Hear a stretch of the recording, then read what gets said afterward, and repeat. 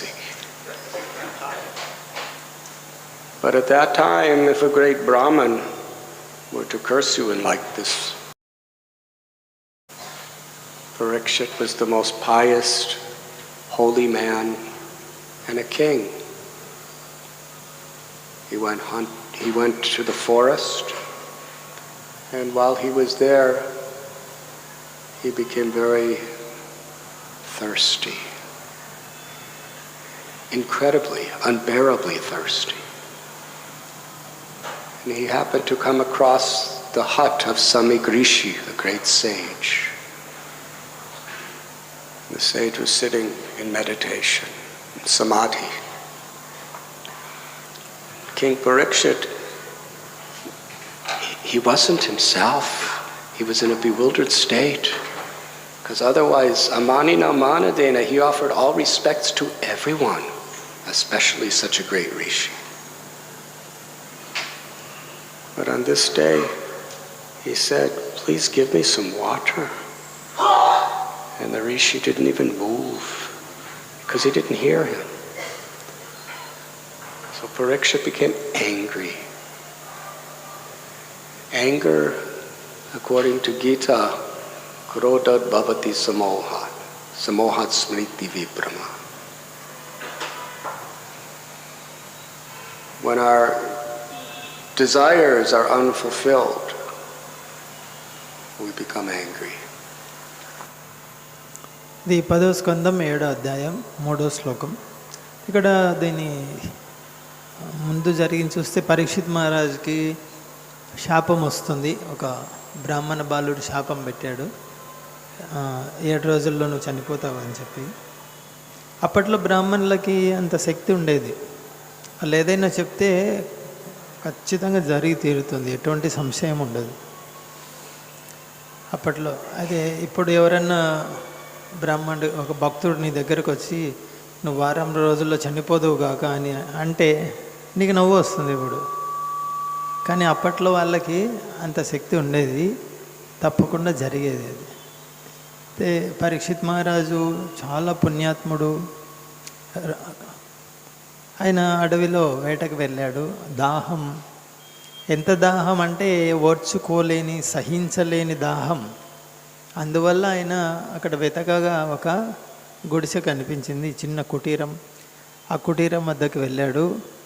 అక్కడ లోపల శమికముని ధ్యానంలో ఉన్నారు. పూర్తి ధ్యానమగ్నుడై సమాధి స్థితిలో ఉన్నారు. బాహ్య చైతన్యం లేదు ఆయనకి. అక్కడికి వెళ్ళారు. రాజు కొన్ని మంచినీళ్ళు అడిగారు. అయితే సాధారణంగా పరీక్షిత్ మహారాజు అమానీన మానదైన అందరినీ గౌరవిస్తాడు ఆయన. మరి అటువంటిది ఇంత గొప్ప ఋషి, ఇంత గొప్ప సాధువును గౌరవించలేడా?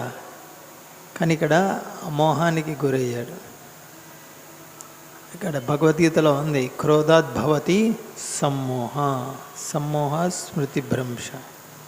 ఇక్కడ ఏదైతే కోరిక ఉంటుందో, కోరిక తీరనప్పుడు కోపం మోహానికి దారితీస్తుంది. ఇక్కడ మంచినీళ్ళు అడిగారు.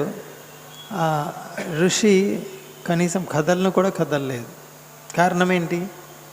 ఆయన వినలేదు, ఆయనకు వినపడలేదు, ఆయనకు బాహ్య చైతన్యం లేదు.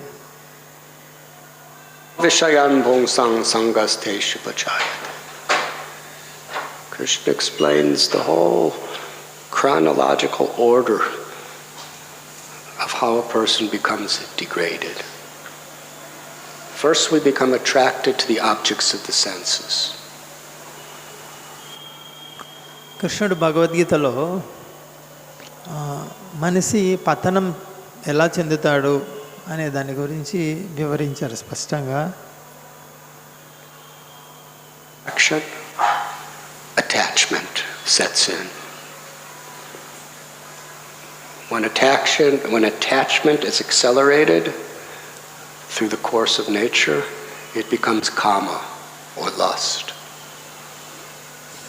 When our passionate desires are unfulfilled, krodha becomes anger. And what is the nature of anger? Anger anger causes a bewilderment of memory. We forget what is to be done, what is not to be done, what is right, what is wrong. All these things are clouded by this veil of anger. Then we lose our intelligence. We say things, we do things we really don't intend to do at all. And then we fall down into a lamentable, regrettable condition. Now, Parikshit Maharaj, he was a very, very elevated soul.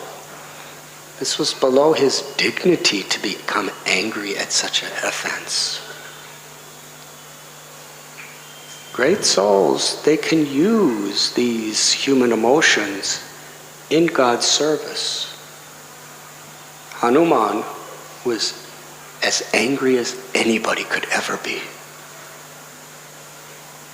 When he was jumping from building to building with his tail on fire, setting the entire city of Sri Lanka ablaze, he was angry. When he roared upon Ravana, if you think that I have done harm to your city, wait till Ram comes. Whatever powers I have are only by his grace. భగవద్గీతలో ఇది ధ్యాయతో విషయాన్ని పుంస సంగస్తేషు భజాయతే, అక్కడ మనిషి పతనం అవ్వడానికి ఆరంభం ఏంటి అనేది కృష్ణుడు చెప్తున్నాడు. ఇంద్రియ భోగ వస్తువులు, ఇంద్రియార్థములపై మనసు పెట్టినప్పుడు ధ్యాయతో విషయాన్ని పుంస సంగస్తేషు భజాయతే, దాని పట్ల ఎంత ఎక్కువగా ఇంద్రియార్థముల మీద మనసు పెడతావో అంత ఎక్కువగా నీకు దాని పట్ల బంధం పెరుగుతూ ఉంటుంది. ఇది ప్రకృతి సహజం.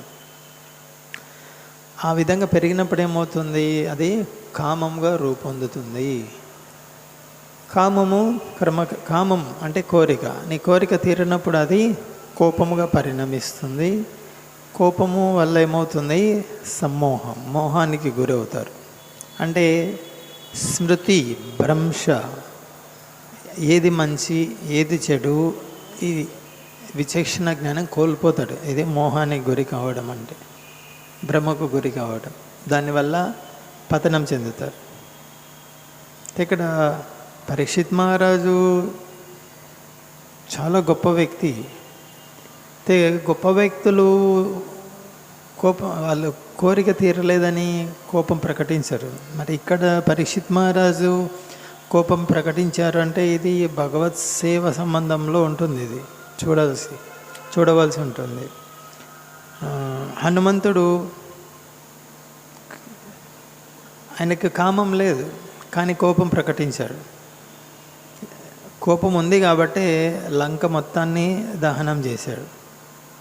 లంకలో ఉన్నటువంటి పెద్ద పెద్ద భవనాలకి నిప్పు అంటించాడు తన తోకతో, ఒక భవనం నుంచి ఇంకో భవనం మీదికి దూకుతూ. చివరికి రావణుడితో మాట్లాడడం కూడా జరుగుతుంది. రావణుడితో చెప్తాడు, శ్రీరామచంద్రుడు వస్తే నీకు తెలుస్తుంది నా శక్తి ఏంటో. నా శక్తి ఇది నా సొంత శక్తి కాదు. శ్రీరామచంద్రుడి దయ వల్ల నేను ఇదంతా లంకను దహించగలుగుతున్నాను, నిప్పు పెట్టగలుగుతున్నాను.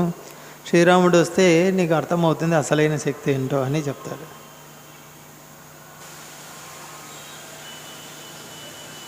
When anger is used in the service of the Lord and we control our anger, then anger has very positive powers. But when anger controls us, we become degraded. కోపము భగవత్ సేవలో వినియోగించగలిగితే చాలా ఉన్నత స్థితికి ఎదుగుతాం, మంచి శక్తి లభిస్తుంది మనకి. అంటే కోపంను మనం అదుపులో ఉంచుకోవడం అంటే ఏంటంటే కోపంను కృష్ణ సేవలో వినియోగించడం. అలా కాకుండా కోపం యొక్క అదుపులో మనం వచ్చినప్పుడు పతనం అవుతాం.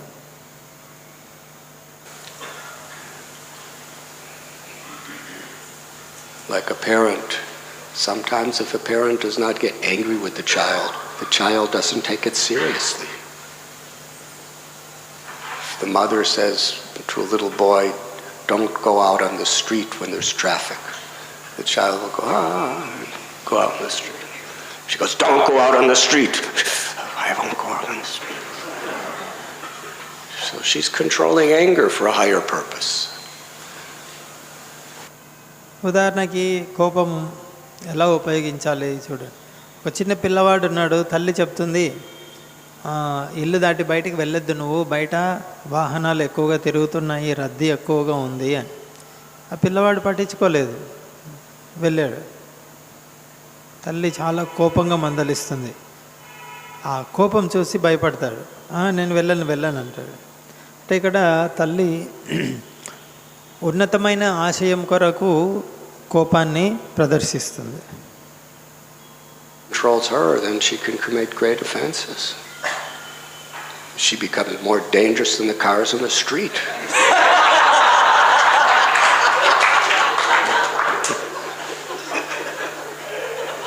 Beats him or something like that. Why did you go on the street? Nothing happened.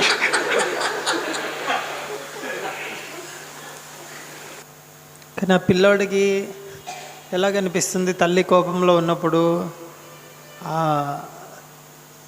దారిలో అదే రోడ్డులో ఉన్నటువంటి వాహనాలు వాటి కింద పడితే ప్రమాదం జరుగుతుంది, వాటన్నింటికంటే కూడా చాలా భయానకంగా అనిపిస్తుంది అతనికి తల్లి యొక్క కోపం చూసి. తన తల్లి కొన్నిసార్లు కర్ర తీసుకొని కొడుతుంది కూడా. So Parikshit Maharaj, he was a very self-realized soul, but we understand this was Yoga Maya.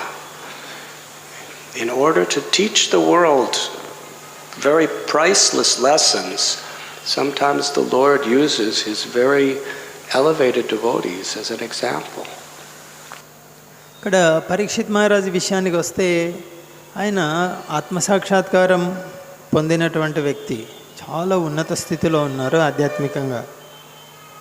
అయితే కృష్ణుడు ప్రపంచానికి ఏదైనా బోధించాలనుకున్నప్పుడు తన సన్నిహిత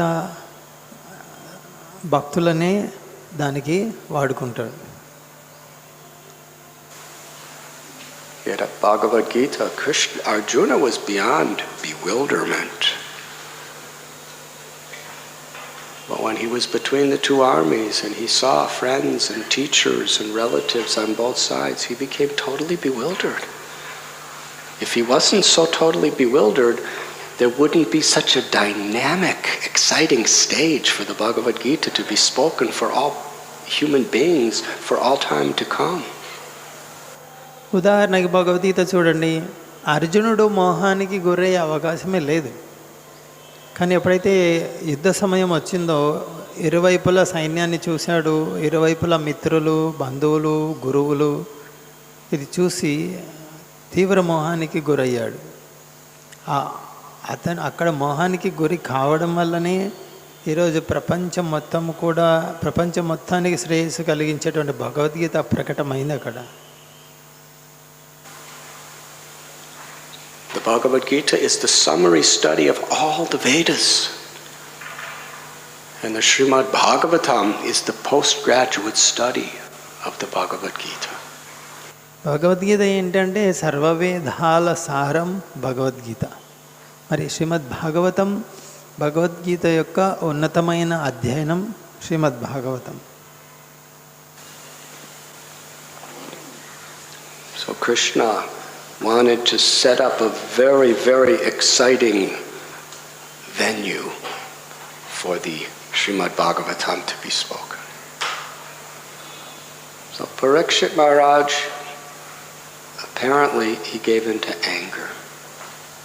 కనుక ప్రపంచానికి భాగవతాన్ని ఇవ్వాలని కృష్ణుడు ఒక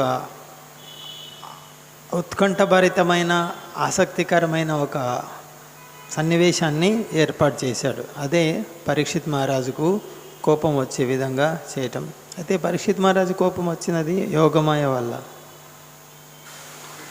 And when he gives into, what could he have done? He was the emperor. He could have taken his sword and cut the yogi's head off, and nobody could say anything. He could have sent massive armies. But instead, he just happened to see there was a dead snake.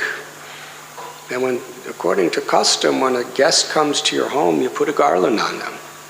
What to speak of the king? Could you imagine if Prime Minister Manmohan Singh came to your house? It would be an honor. You would at least give him a garland or some water or something. What to speak of President Obama? Well, they're just little tiny countries. King Pariksha was the emperor of the world. But he didn't receive anything. So at the end of his bow, he picked up the dead snake and put it on the shoulder of the rishi and said, "Here, you're not going to garland me, so I'll garland you." And then he left. The rishi came out. ఇక్కడ పరీక్షిత్ మహారాజ్కి ఆయన చక్రవర్తి, ప్రపంచానికే చక్రవర్తి. ఆయన ఏమి చేసినా ఎదురులేదు, ఎవరు అడగరు అతన్ని. ఒకవేళ నిజంగానే అతని కోపం వచ్చి ఉంటే, అది భౌతికంగా వచ్చి కోపం వచ్చి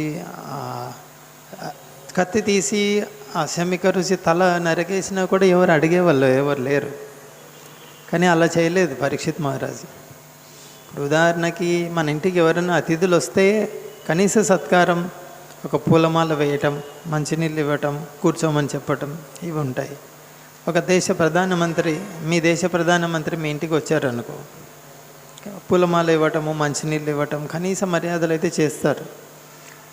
ఒక చిన్న చిన్న దేశాల అధ్యక్షులకే ఇంత మర్యాద ఉంటే, చక్రవర్తి పరీక్షిత్ మహారాజు ప్రపంచానికే చక్రవర్తి, ఆయనకి ఏ స్థాయిలో గౌరవం ఉండాలి. అయితే అక్కడ ఆయనకి స్వాగతం లభించలేదు ఆ ఋషి దగ్గర. అందుకే ఈయన ఏం చేశాడు, అక్కడ తన ధనుసు మొనతో అక్కడ ఒక పాము చనిపోయి ఉంటే దాన్ని తీసి ఋషి మెడలో వేశాడు. అదేంటి, నాకు ఎలాగ స్వాగతం అంటే మాల వేయాలి, నాకు ఎలాగ మాల వేయలేదు కదా, నీకు మాల వేస్తా నేను అని అది చనిపోయింది అతని మెడలో వేసి వెళ్ళిపోయాడు. Saw a snake on his. If it was a live snake, it would have been very offensive. But a dead snake, people these days, they pay a lot of money to get the skin of a dead snake to put on their shoes or whatever like that. So dead snakes are not harmful. శమికమునికి బాహ్య చైతన్యం వచ్చినప్పుడు చూస్తే పాము ఉంది మెడలో, ఆయన తీసి పక్కన పడేశారు, అంతే, దాన్ని పట్టించుకోలేదు. ఒకవేళ బతికున్న పామును మెడలో వేస్తే అది పెద్ద అపరాధం. అది చనిపోయినటువంటి పాము పెద్ద ప్రమాదకరమేం కాదు. అయితే ఈవేళ రేపు పాము తోలుకు చాలా గిరాకీ ఉంటుంది. పాము తోలుతో కొంతమంది చెప్పులు కుట్టించుకోవడం, అదే తోలు వస్తువులు, అట్లాంటి వాటి కోసం ఎక్కువ గిరాకీ ఉంటుంది. So the little son heard about this, and his pride, even though he was a Brahmin and he had great powers, he was proud. Ahankar, he had false ego. This story shows us how dangerous any type of powers are, especially yogic, Brahminical powers, unless we have clean hearts. అది ఋషి యొక్క పుత్రుడికి తెలుస్తుంది. అయితే ఆ అబ్బాయికి శక్తులు ఉన్నాయి, బ్రాహ్మణ శక్తులు ఉన్నాయి అతనికి. అదే సమయంలో అతనికి మిథ్యాహంకారం కూడా ఉంది.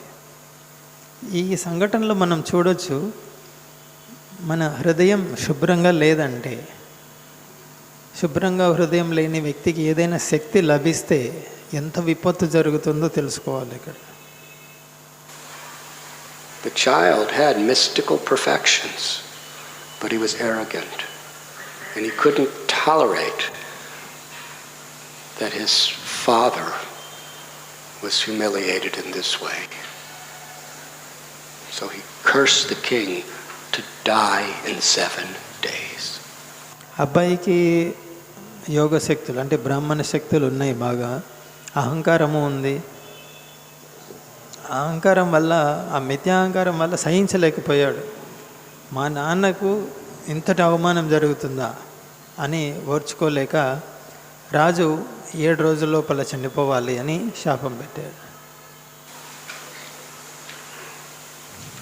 Maharaj Parikshit received the news. He did not retaliate. Rather, he accepted as God's blessing. Tatenu kampam susamikshamano bunjana ivatmakritam vipagvam. Lord Brahma has told us that one who, even in the most difficult circumstances, can see it as the grace of God and accepts it with a grateful heart, that person alone, no one else, is entitled to perfection of liberation. Parikshit మహారాజుకి సందేశం అందింది 7 రోజుల్లో ఈ విధంగా మరణం ఉందని. అయితే పరీక్షిత్ మహారాజు దానికి ప్రతిగా ఏమీ చర్యలు తీసుకోలేదు.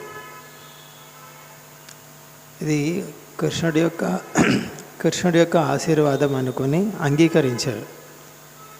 బ్రహ్మదేవుడు మనకు బోధించే దాంట్లో ఉంది, తత్తేను కంప సుసమీక్షమాను. గొప్పవాళ్ళు అంటే ఎవరు?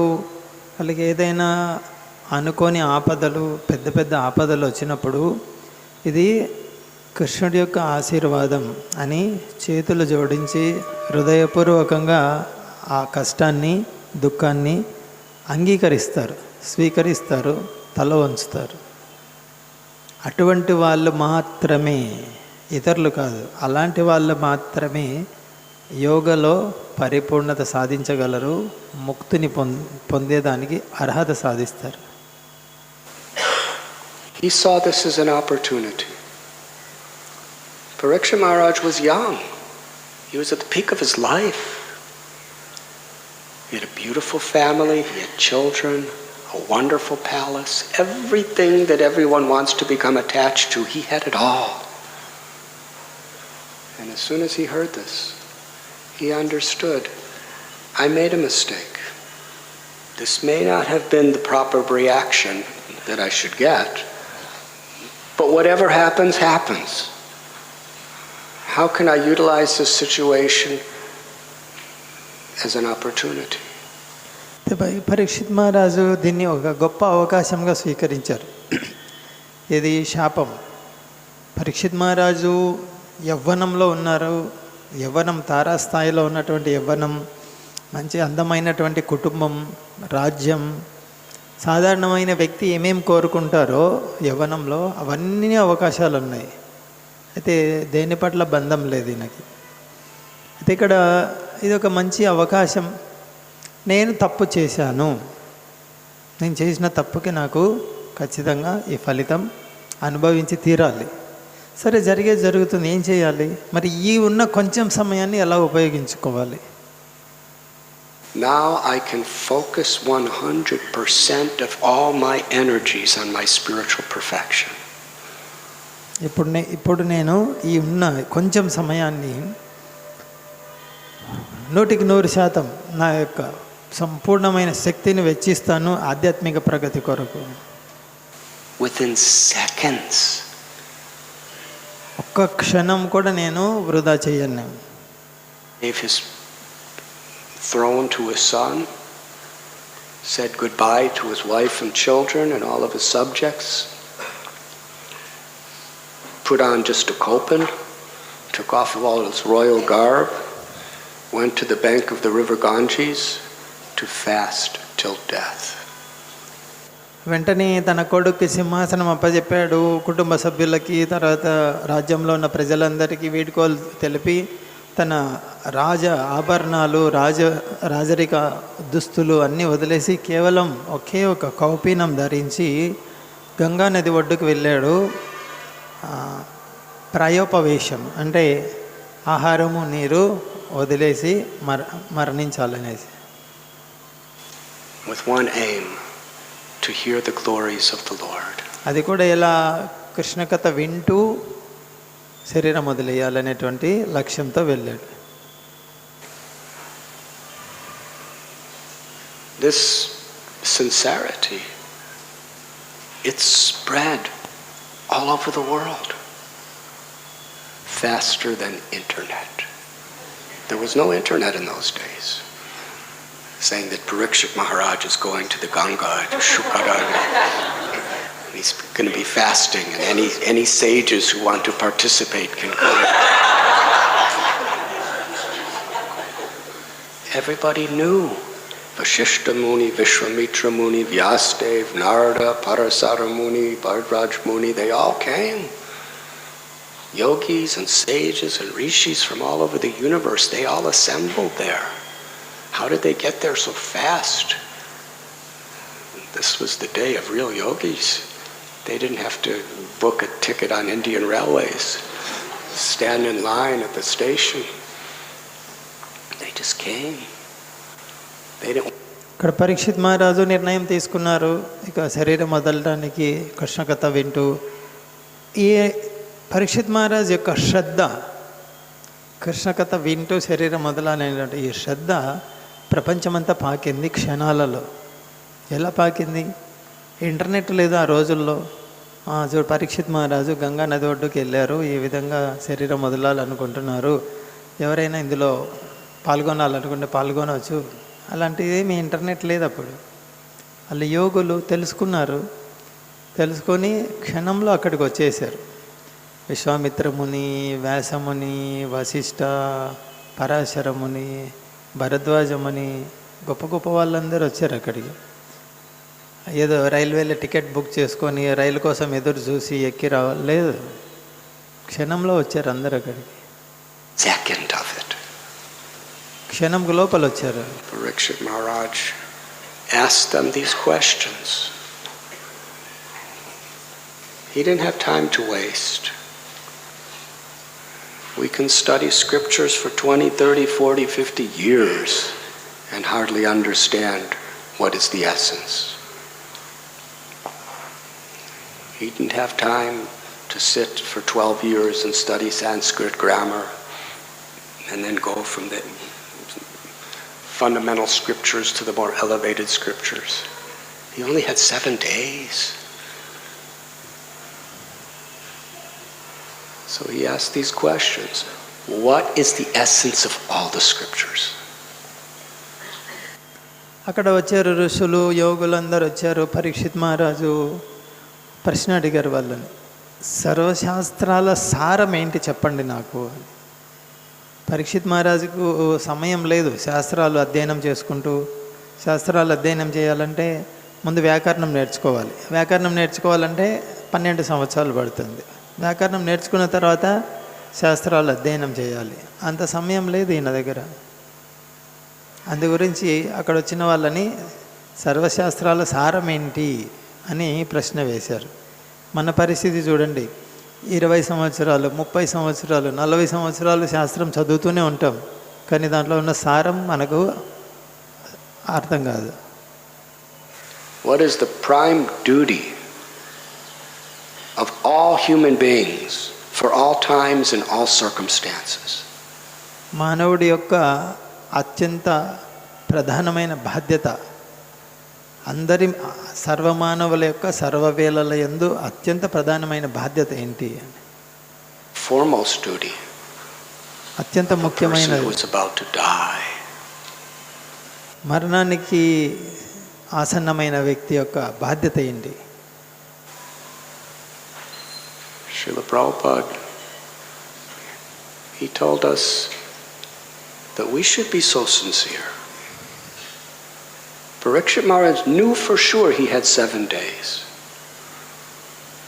But there is not a person on this entire planet that knows for sure that we even have 7 minutes. Padam padam yad vipadam natesha. దీనికి ప్రభుపాద ఏం చెప్పారు? పరీక్షిత్ మహారాజుకు తెలుసు 7 రోజుల సమయం ఉందని. మరి ప్రస్తుతం ప్రపంచంలో మన పరిస్థితి ఏంటి? 7 నిమిషాలు ఉందో లేదో కూడా తెలియదు మనకు.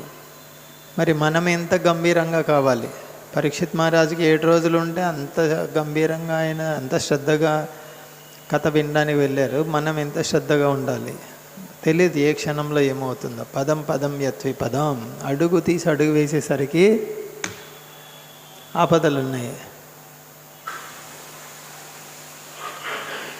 And Parikshit Maharaj is showing us this is the type of sincerity that is required to make real spiritual advancement. దీని నుంచి పరీక్షిత్ మహారాజ్ ఏం నేర్పిస్తున్నారు మనకి? ఆధ్యాత్మిక ప్రగతి సాధించాలని ఉంటే ఇలాంటి శ్రద్ధ ఉండాలి అని చూపిస్తున్నారు. Shukadeva Goswami was selected among all of them to speak. This is quite interesting because at that time the greatest rishis, yogis, sages, paramhamsas, they were all there. Some of them, like Vasishta Muni, he was the guru of Ramchandra and Dasarath. So that means ages before he was still around. Narada Muni, he's been traveling from planet to planet, playing his veena and doing kirtan. Narada Muni bhajai vinarati karamana name, from the beginning of creation. Vyasadeva, very elder, stately incarnation of the Lord, who is the compiler of the Vedas.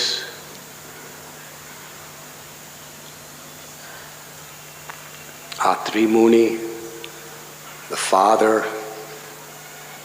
with his wife Anasuya, of Dattatreya, Durvas Muni, Soma, the incarnations of Brahma, Vishnu, and Shiva. There were very, very powerful people there. And among all of them, they all selected a 16-year-old boy named Shukadeva. They considered him the most learned, the most realized, and the most qualified. అక్కడ అంతమంది ఋషులు, యోగులు, వశిష్ఠ ముని, దుర్వాస ముని, అనసూయ భర్త ఎవరు, అత్రి మహర్షి, గొప్ప తర్వాత దత్తాత్రేయ, ఇట్లాంటి వాళ్ళు గొప్ప గొప్ప వాళ్ళందరూ ఉన్నారు. దత్తాత్రేయ లాంటి గొప్ప వాళ్ళకి జన్మనిచ్చారు అత్రి మహర్షి. ఇట్లాంటి గొప్ప గొప్ప వాళ్ళు ఉన్నారు అక్కడ. వశిష్ఠముని చూడండి, దశరథ మహారాజుకు శ్రీరామచంద్రుడికి గురువు ఆయన, అంటే ఎన్నో యుగాల ముందు. తర్వాత నారదముని ఒక గ్రహం నుంచి ఇంకో గ్రహానికి గ్రహాంతర ప్రయాణం చేస్తూ ప్రచారం చేస్తుంటారు తన వీణ మీద పాడుతూ. ఇంత గొప్ప గొప్ప వాళ్ళందరూ అక్కడ ఉన్నారు సమావేశమై. అయితే ఇక్కడ ఆశ్చర్యకరమైన విషయం ఏంటంటే, ఇంత గొప్ప వాళ్ళందరూ కలిసి ఒక 16 సంవత్సరాల బాలుడిని ఎంపిక చేసుకున్నారు పరీక్షిత్ మహారాజుకి కథ చెప్పడం కోసం. ఎందుకు? ఆయన ఈ 16 సంవత్సరాల బాలుడు అత్యంత ఉన్నత స్థాయిలో ఆత్మసాక్షాత్కారం పొంది ఉన్నాడు. మంచి పండితుడు, మంచి జ్ఞానం ఉంది, పండితుడు, మంచి అనుభవజ్ఞుడు, తారాస్థాయిలో ఆత్మ అనుభవం గల వ్యక్తి అని. To speak on behalf of all of them. And they all listened in rapt attention.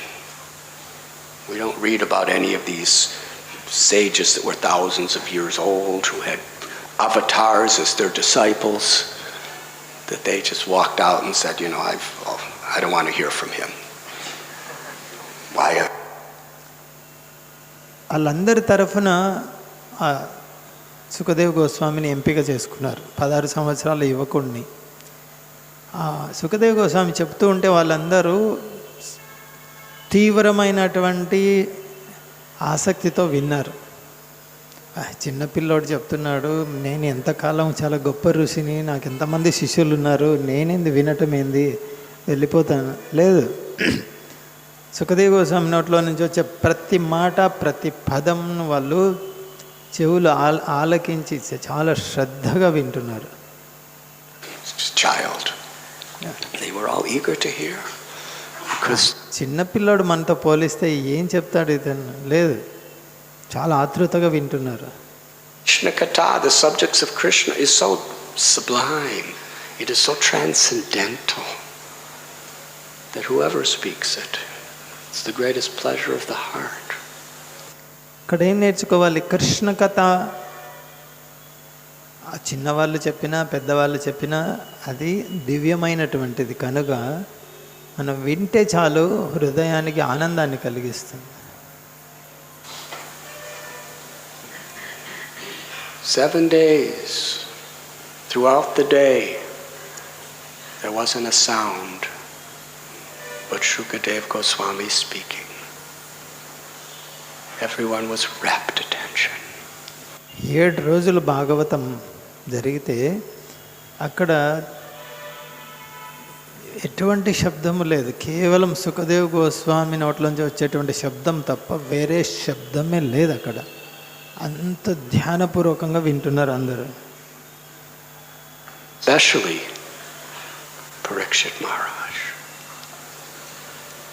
And interestingly, he got in this predicament because he was thirsty. It was just a matter of a few hours that he had nothing to drink, and he got angry and disturbed in his mind due to thirst. Now we are at the point in the 10th canto of today's verse. Parikshit Maharaj had already not had food or water or slept for at least 5 days. Yes? Out of 12 canto, 10th is beginning. ఈ సన్నివేశం చూస్తే పరీక్షిత్ మహారాజు కొన్ని గంటల ముందే, ఇది ఆయనకు సందేశం అందక కొన్ని గంటల ముందే దాహానికి సహించలేక ఓర్చుకోలేక ఈ సంఘటన జరిగింది. కానీ ఇప్పుడు భాగవతంలో చూడండి, ఇప్పుడు 10వ స్కందం మనం చదువుతున్నది అంటే ఇప్పటికి 5 రోజులు గడిచింది ఆయనకి. భాగవతము నిరంతరాయంగా వింటున్నారు, 5 రోజులు గడిచింది. ఈ 10వ స్కందం మొదలైంది ఇప్పుడు. And he's feeling no fatigue, no thirst, and no hunger. ప్రస్తుతం 5 రోజులు గడిచినప్పటికీ ఆయనకి అలసట కానీ దాహం కానీ ఆకలి కానీ లేదు. విషయావనివర్తంతే నిరహరస్య దేహిన రాసభారజమరసోప్యస్య param dristvā nivartate, because he is experiencing this higher taste. అది ఎలా సాధ్యమైంది? ఆయనకి కొన్ని గంటల ముందు దాహం తట్టుకోలేక పని చేశాడు, పామును వేశాడు.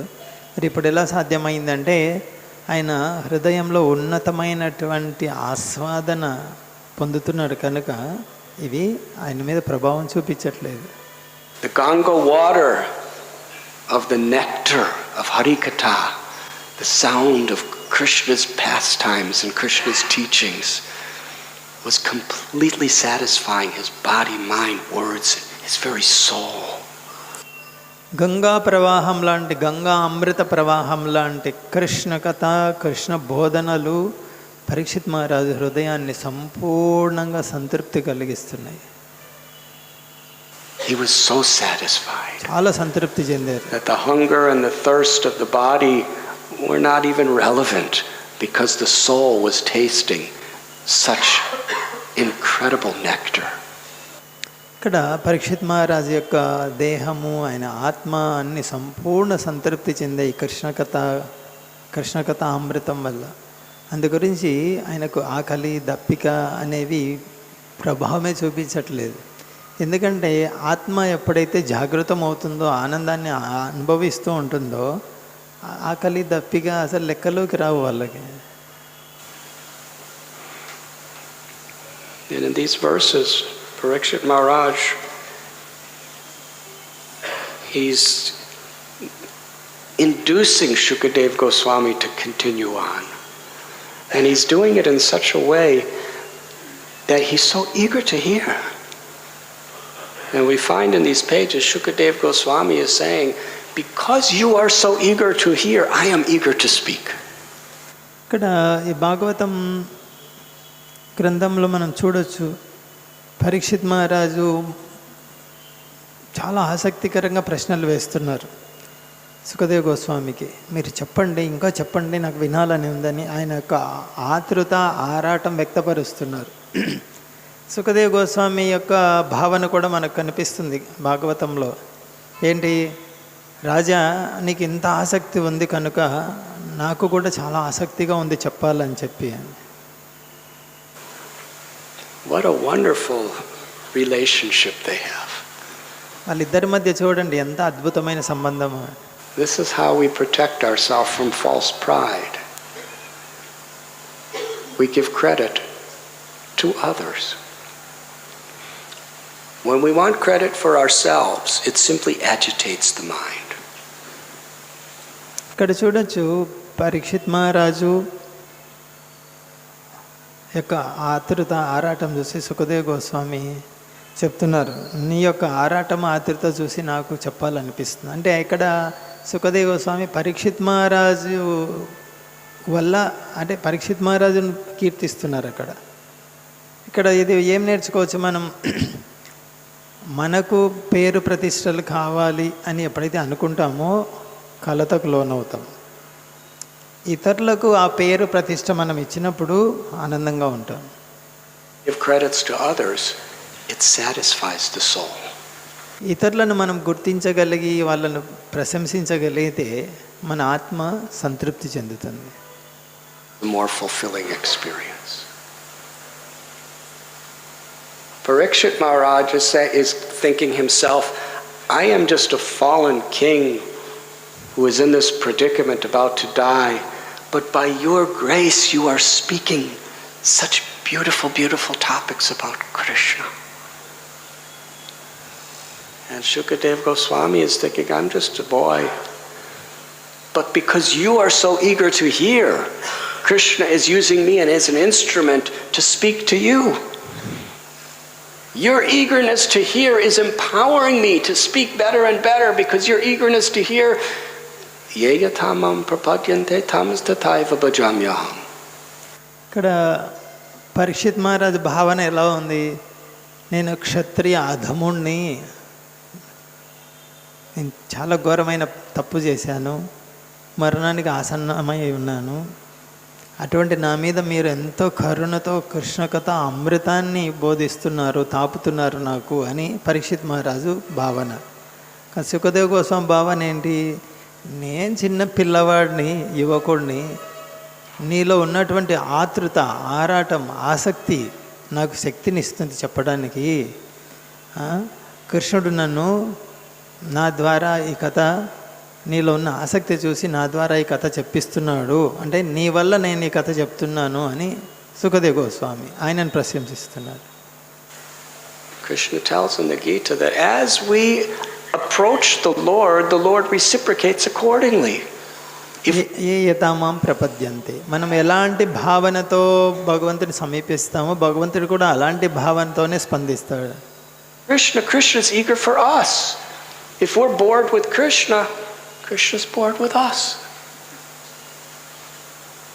If we're sitting in the class really eager, in a sense of urgency, I need to hear this, then Krishna will manifest to flood your heart with grace. Krishna కథ వింటున్నావో నీకు విసుగు వచ్చింది, కృష్ణుడు కూడా నీ పట్ల విసుగు వస్తుంది. అలా కాదు, ఇప్పుడు ఏం చెప్తారు, తర్వాత ఏం చెప్తారు, చాలా ఆతృతగా వింటున్నావు, ఆరాటంతో ఆసక్తితో ఒక్క అక్షరం కూడా తప్పకుండా వింటున్నావు, అప్పుడు కృష్ణుడు కూడా స్పందిస్తాడు. నీ హృదయంలో ఈ కథ అమృతం ఆస్వాదించే విధంగా నిన్ను తయారు చేస్తాడు. Oh, I'm glad today the class has to end at 9. Otherwise, Swami will go on like he usually does. Let me move my legs and go out and take prasad. If that's what you want, then Krishna will give you some space to move your legs and take prasad, and that's all you'll get. But if we're eager, Krishna reciprocates. Shukadev Goswami is giving all credit to Parikshit because you are so eager to hear. You have such anticipation. You're so hungry for spiritual knowledge and wisdom and grace. Therefore, you are empowering me to speak. Hare Krishna. ఇక్కడ మహారాజు కూడా అక్కడ ఉన్న వాళ్ళని కీర్తిస్తున్నారు. ఈరోజు కొంచెం ఎక్కువ సమయం భాగవతం ఇచ్చారు చెప్పడానికి, అదే సమయం ఎక్కువ కూర్చున్నారు. మీరు కూర్చోవడం వల్ల నాకు అవకాశం ఇచ్చారు చెప్పడానికి. లేదు మీరు సమయానికి వెళ్ళి ప్రసాదం తీసుకోవాలి, కొంచెం విశ్రాంతి తీసుకోవాలి అనుకుంటే వెళ్ళిండొచ్చు. మీరు కూర్చున్నారు కాబట్టి నాకు అవకాశం ఉంది. పరీక్షిత్ మహారాజు, సుఖదేవ్ గోస్వామి కూడా అలానే అనుకుంటున్నారు. పరీక్షిత్ మహారాజు బాగా వింటున్నారు కనుక ఆయనలో ఉన్నటువంటి ఆసక్తి నాకు అవకాశాన్ని ఇచ్చిందని ఆయనను కీర్తిస్తున్నారు. And Parikshit Maharaj is not saying, yes, that is correct. Parikshit మహారాజు అవునవును నా ఆసక్తి వల్ల నీకు శక్తి లభించింది చెప్పడానికి అని పరీక్షిత్ మహారాజు అనట్లేదు ఆ విధంగా. Parikshit Maharaj is saying, because you're speaking so nicely, you're keeping me awake. I don't even need water or food or anything. I'm so excited because of you. Parikshit Maharaj ఏం చెప్తున్నారు, లేదు మీరు ఎంత కథ అమృతాన్ని కురిపిస్తున్నారు నా మీద కరుణతో, అందువల్ల నాకు ఆకలి దప్పిక ఇవి వెయ్యట్లేదు అని పరీక్షిత్ మహారాజుని కీర్తిస్తున్నారు, Sukhdev గోస్వామిని కీర్తిస్తున్నారు. So they're both praising Krishna in the other. And Krishna is empowering both of them because of their sincerity. ఇక్కడ చూడండి, వాళ్ళు ఒకరినొకరు ప్రశంసిస్తున్నారు. అంటే దీని అర్థం ఏంటి? ఒకరినొకరు కృష్ణుడిని కేంద్ర బిందువుగా పెట్టుకొని ఒకరినొకరు ప్రశంసించుకుంటున్నారు. పరీక్షిత్ మహారాజు సుఖదేవ్ గోస్వామి పరీక్షిత్ మహారాజు వాళ్ళిద్దరిలో ఉన్నటువంటి ఆ ప్రశంస భావము, ఆతృత చూసి కృష్ణుడు ప్రకటమయ్యాడు అక్కడ. Parikshit Maharaj is exclaiming to Shukadev Goswami that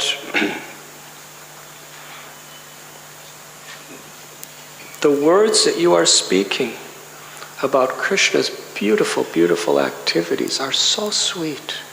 They are so satisfying to the heart that they clean the heart. ఇక్కడ పరీక్షిత్ మహారాజ్ చెప్తున్నారు సుఖదేవ్ గోస్వామితో, మీరు ఏదైతే కృష్ణ కథ బోధిస్తున్నారో అమృతప్రాయంగా ఉంది, అది చాలా పరమ పవిత్రంగా ఉంది, నా హృదయాన్ని శుద్ధం చేస్తుంది. అదే ఈరోజు ఎవరి పేరు ఉంది? ఉన్నారు ఎవరైనా? ఉన్నారు, బాలాజీ. తర్వాత ఇంకా ఉంది సగం 22 నిమిషాలు తర్వాత వింటాను.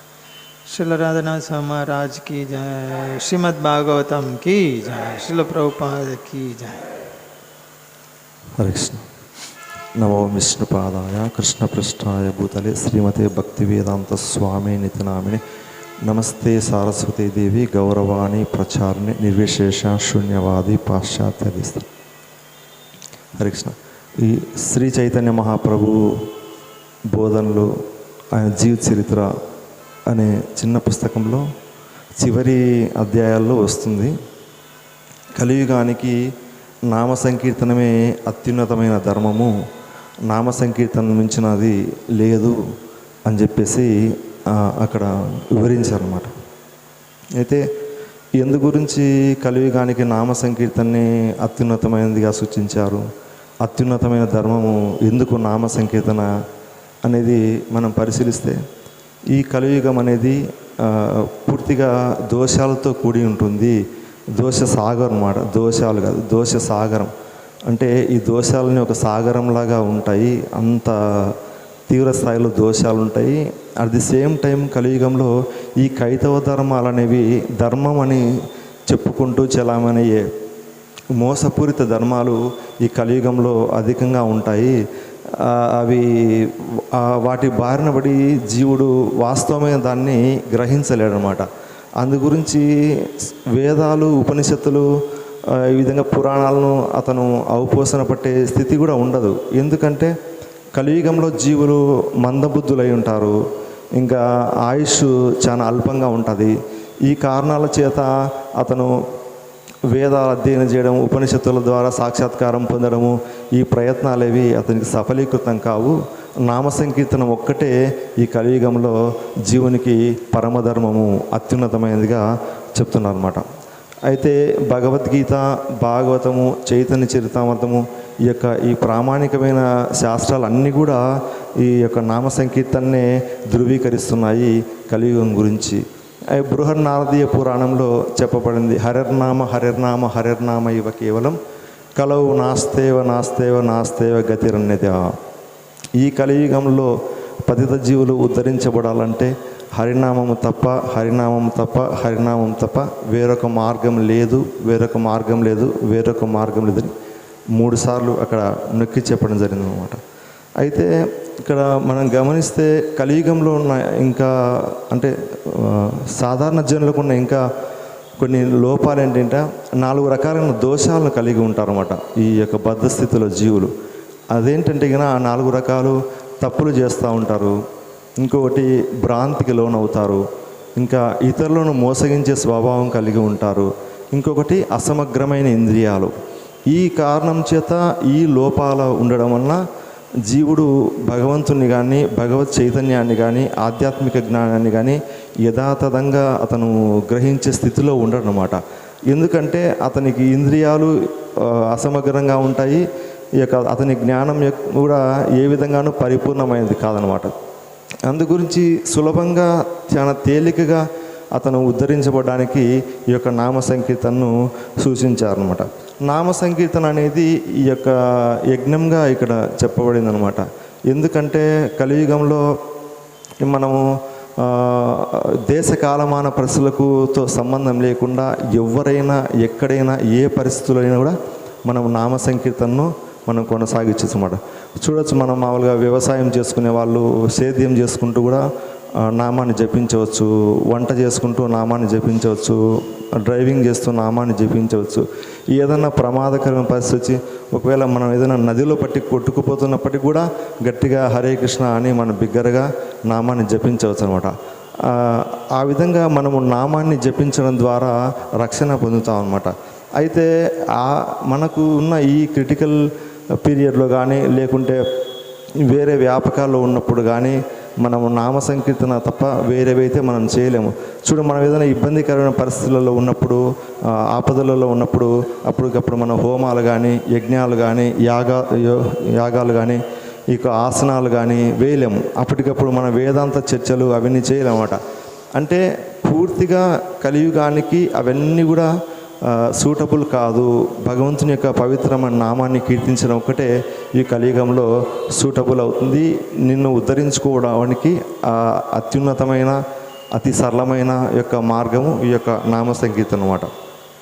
అయితే మనము ఈ యొక్క నామ సంకీర్తన యజ్ఞం యొక్క ప్రయోజనాలను మనం చూసినట్లయితే, మనము ఏదైనా భగవద్ధామం చేయడం గురించి, లేకుంటే కృష్ణుని చేయడం గురించి, ఈ ఆధ్యాత్మికత, ఈ విషయాలు మనం పక్కన పెట్టినప్పటికీ మనం ప్రతి ఒక్కరైతే ఆనందం గురించి, సంతోషం గురించి ప్రయత్నం చేస్తూ ఉంటారన్నమాట. ఎందుకంటే ఈ భౌతిక జగత్తులో ఉన్నంతసేపు ఈ కష్టాలు, దుఃఖాలు అనేవి జీవుని వేధిస్తూ ఉంటాయి. దీనికి ఉన్న బెస్ట్ సొల్యూషన్ ఏంటంటే కనుక ఈ యొక్క నామ సంకీర్తన యజ్ఞము, ఈ యొక్క కృష్ణ చైతన్యం అన్నమాట. చూడొచ్చు, మనము బయట ఇదే నగరంలో మందిరం బయట వాతావరణంలో వాళ్ళందరూ కూడా పరిగెడుతూ ఉంటారు అన్నమాట. ప్రజలు వాహనాల్లో కానీ, నడిచి కానీ ఏదో ఒక విధంగా పరిగెడుతూ ఉంటారు. వాళ్ళందరూ కృష్ణుని చూడాలని ఏం పరిగెత్తడం లేదు, వేదాలను అధ్యయనం చేయడానికి ఏం పరిగెత్తడం లేదు. కేవలము వాళ్ళు సంతోషాన్ని, ఆనందాన్ని వెతుక్కుంటూ వాళ్ళు పరిగెడుతున్నారన్నమాట. అయితే ఈ సంకీర్తన యజ్ఞం ద్వారా, ఈ యొక్క భగవంతుని యొక్క నామాలను జపించడం ద్వారా మనం సంతోషంగా ఉండే ఉపాయం ఉంది, మనం సంతోషంగా ఉండే మార్గం ఉంది అని మనకు శ్రీ చైతన్య మహాప్రభు బోధిస్తున్నారన్నమాట. అయితే జీవుడు తీవ్రమైన పరిశ్రమ చేయడం ద్వారా ఇందులో ఆనందాన్ని వెతుక్కుంటూ ఉంటాడనమాట. అంటే నా కష్టాలకు కొంచెం ఎక్కువ కష్టపడితే పరిష్కారం దొరుకుతుందేమో అనే భావంతో అతను తీవ్రంగా కష్టపడుతూ ఉంటాడనమాట.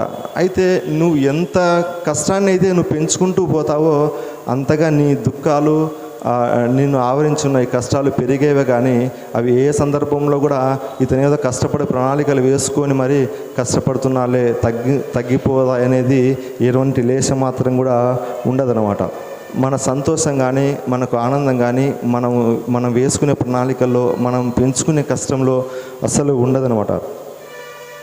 చూడొచ్చు 30-40 సంవత్సరాల వెనక్కి వెళ్తే గిన ఆ రోజులు ఎలా ఉన్నాయి, అప్పుడు మన ఇంట్లో ఏం వస్తువులు ఉన్నాయి, మనం ఏం చదువుతున్నాము, మనం ఎలాంటి బట్టలు వేసుకున్నాము, ఎలాంటి ఆహారం తీసుకున్నాము, వ్యాధులు వస్తే మనం ఎలాంటి వైద్యం తీసుకునే వాళ్ళము, ఇవన్నీ మనము గమనిస్తే మనం అర్థమవుతుంది ఎన్ని అనవసరాలన్నీ మనం పోగేసుకున్నామో. మన జీవితంలో సంతోషంగా ఉండాలి, ఆనందంగా ఉండాలి అనే కోణంలో ఇవన్నీ మనం పోగేసుకున్నాము. రకరకాలమైన హాస్పిటల్స్, కోర్సులు, కాలేజీలు, యూనివర్సిటీలు, ఇంకా పరిశ్రమలు, రకరకాలైనవన్నీ కూడా మనం పెట్టుకొని ఉన్నాము. ఇన్ని ఉన్నప్పటికీ కూడా ఈ యొక్క ఆ సంతోషం కానీ ఆనందం కానీ అస్సలు లేశం మాత్రం కూడా ఉండదు. ఇంకా ఈ వ్యాధుల బారిన పడకుండా అయితే అస్సలు ఎవరు కూడా ఉండరు అనమాట. మరి ఇంత జటిలమైపోయింది ఈ జీవనము. కష్టపడి కనీస అవసరాలు కూడా విపరీతంగా కష్టపడాల్సినంత పరిస్థితి మనం సృష్టించుకున్నాం. ఇంత జటిలమైపోయింది. మరి దీని నుంచి మనము బయటపడేదానికి ఉన్న మార్గం అంటే చైతన్య మహాప్రభు మనకు ప్రసాదించిన ఈ సంకీర్తన యజ్ఞం ద్వారా మాత్రమే అది సాధ్యమవుతుంది. గతంలో మనం అందరం విని ఉంటాం గాంధీగిరి గురించి, అంటే గాంధీ ప్రతిపాదించిన జీవన విధానం గురించి. కోర్స్ అది గాంధీ ప్రతిపాదించిన దాంట్లో భక్తి ఏం లేదు, కాకపోతే సరళమైన జీవన విధానం అన్నమాట. మన బట్టలు మనం నేసుకోవడము, మన వ్యవసాయం మనం చేసుకోవడము, మనకు కావాల్సిన ధాన్యాన్ని పండించుకోవడము, గో సంరక్షణ చేసుకోవడం, ఇంకా మద్యాన్ని మాంసాన్ని మనము తీసుకోవద్దు, బహుళజాతి సంస్థలు మనకొద్దు, ఈ బొగ్గు గనులు, ఓడరేవులు ఇవన్నీ మనకు అవసరం లేదు, భారతదేశము సరళమైన జీవన విధానం ఉండాలి. ఇట్లాంటివన్నీ గాంధీజీ ప్రతిపాదించారన్నమాట. అయితే దురదృష్టం ఏంటంటే ఆయన ప్రతిపాదించిన సిద్ధాంతాలు కూడా ఎవరు ఇప్పుడు పట్టించుకునే పరిస్థితిలో లేరన్నమాట. ప్రజలు ఏవైతే కోరుకున్నారో వీళ్ళ యొక్క ఇంద్రియ భోగాన్ని ఇంకా పెంచే విధంగానే ఈ యొక్క ప్రభుత్వాలకు వీటి యొక్క ప్రణాళికలన్నీ ఉంటాయన్నమాట. ఇంకా చూస్తే గిన ఒక 15 సంవత్సరాల కిందట సాఫ్ట్వేర్ ఇంజనీరింగ్ చదివిన వాళ్ళు కానీ, సాఫ్ట్వేర్ ఇంజనీరింగ్ జాబ్ చేసే వాళ్ళు కానీ ఇతరులకు ఏదైనా సహాయం చేసే పరిస్థితుల్లో ఉండేవాళ్ళు. అంటే ఇటు తల్లిదండ్రులకు కానీ, ఊర్లో ఎవరికైనా తెలిసిన వాళ్ళకి కానీ, లేకుంటే ఇంకా ఎవరైనా జాబ్ ఆస్పిరెంట్స్ ఎవరైనా ఉంటే, ఉద్యోగం రాకుంటే వాళ్ళకు ధన రూపేణ కానీ ఏదో ఒక విధంగా వాళ్ళు సహాయం చేసే పరిస్థితిలో ఉన్నారన్నమాట. కానీ చూస్తున్నాం కానీ ఈ 10-15 సంవత్సరాలనే పరిస్థితులు పూర్తిగా తారుమారైపోయినాయి అనమాట. సాఫ్ట్వేర్ ఇంజనీర్గా 50,000 రూపాయలు, ₹1,00,000 సంపాదించే వ్యక్తి కూడా అతనికి కూడా అభద్రతా భావం అనమాట. అతను కూడా వివాహం చేసుకోవాలంటే మరొక జాబ్ చేసే అమ్మాయిని వెతుక్కోవాల్సి వస్తుంది. ఎందుకంటే ఏమో ఆ అమ్మాయిని నేను పోషించలేనేమో, ఇద్దరం కలిస్తే కన్నా మా తిండికి మేము సంపాదించుకోగలము అంటే కేవలం అతని శ్రమ అంతా, అతను చదివిన చదువు, ఈ విశ్వవిద్యాలయం ఇవన్నీ కూడా అతని తిండి దగ్గరికి వచ్చి ఆగిపోయాయి అనమాట. అతని కనీస ఏర్పాట్లు కూడా తీవ్రంగా శ్రమించాల్సిన పరిస్థితిలో అతని జీవితాన్ని ఉంచామట. ఈ యొక్క కలియుగంలో జీవనం అంత జటిలం అయిపోయింది. చాలా తీవ్రమైన పరిస్థితుల చుట్టూ అతను కష్టపడుతూ ఉంటాడనమాట. ఈ కష్టాలన్నిటికి కూడా ఒకటే ఒక సొల్యూషను, ఈ యొక్క నామ సంకీర్తన యజ్ఞం అనమాట. నామ సంకీర్తన యజ్ఞం ద్వారా చాలా ఈజీగా మనల్ని ఉద్ధరించుకోవడంతో పాటు ఇందాక చెప్పినది అదే భగవద్ధాము, కృష్ణుడు లాంటి పెద్ద పెద్ద మాటలు కాకుండా కూడా కనీసం మనం ఉన్న పరిస్థితులలో మనం ఆనందంగా ఉండాలంటే కృష్ణ చైతన్యం స్వీకరించాలి. అంతకు మించి వేరే మార్గం లేదు. శ్రీల ప్రభుపాదుల వారు ఈ యొక్క ఆధునిక జీవన విధానానికి కృష్ణ చైతన్యం ఏ విధంగా సూటబుల్ అవుతుంది ఆత్మసాక్షాత్కారం అనే పుస్తకంలో ఒక అధ్యాయం మొత్తం దాని గురించి వివరించారు. చాలా అద్భుతంగా వివరించారన్నమాట. పూర్తిగా కలియుగానికి ఇది తప్ప వేరేది ఏది సూటబుల్ కాదు. కష్టాలకు, ఎన్ని దుఃఖాలకు మనం ఫుల్ స్టాప్ పెట్టాలంటే మన కృష్ణ చైతన్యాన్ని స్వీకరించాలి అని చెప్పేసి అక్కడ ప్రభుపాదుల వారు వివరించారు. మనము చూడొచ్చు, ఈ మధ్య యూట్యూబ్లో కొన్ని వీడియోస్ వస్తున్నాయి. అంటే సింహాలు, పులులు జంతువుల్ని ఎట్లా వేటాడుతాయని. ఆ వేటాడేది ఆ వీడియో ఒక 2-3 నిమిషాల వీడియో చూస్తే ఇక జింక పిల్లలను కానీ, ఆ దుప్పులను కానీ ఆ సింహాలు పట్టి లాగుతూ ఉంటాయి. బ్రతికుండగానే దాని కండలు వేరు చేసుకుని అవి తింటూ ఉంటాయి అన్నమాట. అంటే జంతు శరీరాల్లో, జంతు జీవిత విధానంలో మరణం ఎంత దారుణంగా ఉంది అలాంటిది ఏదో టైంపాస్కి అవి మనం చూడడం కాదు, అవి చూసినప్పుడైనా కనీసము మనకు ఇలాంటి జీవనాలు మనకు కూడా ఉన్నాయి, కొన్ని లక్షల జన్మలు మనం కూడా ఇలాంటివి తీసుకోవాల్సి ఉంది, మనం కూడా ఈ విధంగా ఘోరంగా చంపబడాల్సి ఉంది. ఎప్పుడు అంటే కనుక మనం హరినామం చేయకుంటే మనం కూడా అంతే దారుణమైన స్థితికి పతనం అవుతాము. కలియుగంలో హరినామం సంకీర్తన అనేది మనం స్వీకరించకుంటే కూడా లక్షల జన్మలు మనకు సిద్ధంగా ఉన్నాయన్నమాట. అది ప్రభుపాదుల వారు ఒక మెసేజ్ చెప్పారన్నమాట దాని గురించి. అది ఏంటంటే కనుక, రాస్కెల్, నువ్వు నిద్రలే, నీ జీవితము నిద్రపోవడం గురించి, తినడం గురించి, మైదునాన్ని అనుభవించడం గురించి కాదు. ఈ మానవ జన్మ అనేది నువ్వు తపస్సు తీసుకోవడం కోసము నీకు ఇవ్వబడింది. నువ్వు ఆ పని చేయడం కూడా నీ ఇంద్రియ భోగంలో నువ్వు నిమగ్నమై ఉండవు అని చెప్పేసి 5వ స్కందంలో ఒకానొక లెక్చర్కు ప్రభుపాదుల వారు ట్రాన్స్లేషన్ అనమాట. అది ప్రతి ఒక్కరికి అనమాట. అంత కఠినమైన పదజాలం ఎందుకు వాడారంటే కనుక, ఈ యొక్క జనులందరూ తీవ్రంగా ఇంద్రియ భోగంలో మునిగిపోయి ఉన్నారు, అదే జీవితం అనుకుంటున్నారు. దీన్ని వాళ్ళు డైవర్ట్ చేయాలంటే ఆచార్యుడుగా ఆయన అంత కఠినమైన పదాలు వాడాల్సి వస్తుందన్నమాట. అట్లా వాడారు కూడా ప్రభుపాదుల వారు. అందు గురించి కలియుగంలో మనం ప్రతి ఒక్కరము నామ సంకీర్తన ద్వారా మాత్రమే ఉద్ధరించబడే అవకాశం ఉంది. చైతన్య మహాప్రభు అదే బోధించారు. ఆ తర్వాత వచ్చిన ఆచార్యులు అందరూ కూడా అదే బోధిస్తున్నారు అన్నమాట. మనకు శ్రీమద్ భాగవతంలో ఈ యొక్క చైతన్య మహాప్రభు యొక్క ప్రస్తావన గురించి, నామ సంకీర్తనం యొక్క ప్రాధాన్యత గురించి ఒకానొక శ్లోకం ఉంది. కృష్ణవర్ణం త్రిషా కృష్ణం సాంగోపాంగాశ్రపార్షదం యజై సంకీర్తన ప్రాయే యజంతి సుమేధస. కలియుగంలో బుద్ధిమంతులైన వాళ్ళు నామ సంకీర్తన ద్వారా భగవంతుని అర్చిస్తారు. ఏ భగవంతుని అంటే నిరంతరం శ్రీకృష్ణ నామాలను జపించే యొక్క భగవంతుని యొక్క అవతారాన్ని కలియుగంలో సామూహికంగా మనము యజ్ఞం అంటే నామ సంకీర్తన యజ్ఞం ద్వారా ఆరాధించాలి. అది ఒక్కటే మనకు ముందున్న ఏకైక ధర్మము. మిగతా ధర్మాలన్నీ పక్కన పెట్టాల్సి ఉంది ఈ కలియుగంలో అని చెప్పేసి అక్కడ ప్రభుపాదుల వారు భాష్యంలో రాశారన్నమాట. హరే కృష్ణ కృష్ణ కృష్ణ హరే హరే, హరే రామ రామ రామ హరే హరే.